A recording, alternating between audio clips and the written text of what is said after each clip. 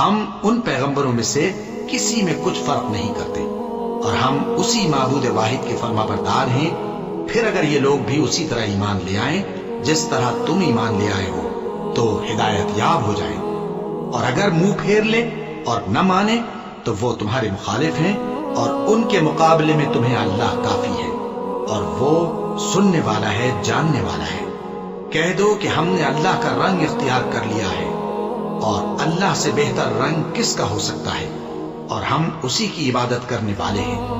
ان سے کہو کیا تم اللہ کے بارے میں ہم سے جھگڑتے ہو، حالانکہ وہی ہمارا اور تمہارا پروردگار ہے، اور ہم کو ہمارے اعمال کا بدلہ ملے گا اور تم کو تمہارے اعمال کا، اور ہم خاص اسی کی عبادت کرنے والے ہیں۔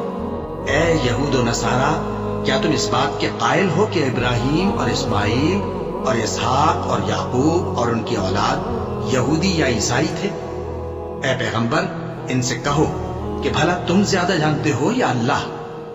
اور اس سے بڑھ کر ظالم کون جو اللہ کی شہادت کو جو اس کے پاس کتاب میں موجود ہے چھپائے؟ اور جو کچھ تم لوگ کر رہے ہو اللہ اس سے غافل نہیں۔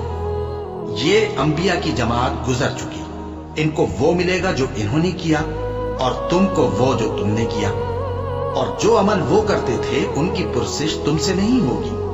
احمق لوگ کہیں گے کہ مسلمان جس قبلے پر پہلے سے چلے آتے تھے اب اس سے کیوں منہ پھیر بیٹھے؟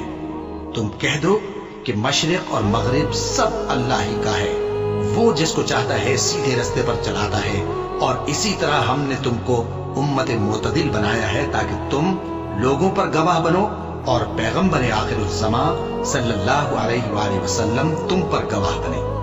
اور جس قبلے پر تم پہلے تھے اس کو ہم نے اس لیے مقرر کیا تھا کہ معلوم کریں کہ کون ہمارے پیغمبر کا تابع رہتا ہے اور کون الٹے پاؤں پھر جاتا ہے۔ اور یہ بات یعنی تحویل قبلہ لوگوں کو گراں معلوم ہوئی، مگر جن کو اللہ نے ہدایت بخشی ہے وہ اسے گراں نہیں سمجھتے، اور اللہ ایسا نہیں کہ تمہارے ایمان کو یوں ہی ضائع کر دے۔ اللہ تو لوگوں پر بڑا مہربان ہے، صاحب رحمت ہے۔